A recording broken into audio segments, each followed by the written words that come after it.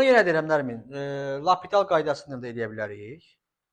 Amma görkəmli limitlə də yaza bilərik. Görkəmli limitlə yazmaq daha məncə yaxşıdır. Bu dərəcə azaltma düsturuna görə bunun yerinə nə yazıram? Limit x yaxınlaşır sıfıra. Bunun yerinə yazıram? 2 sinus kvadratı 3x. Düzdür?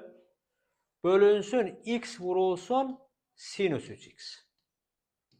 Sinus 3x'lər ixtisar getdi. Düzdür? Onda nə qalır?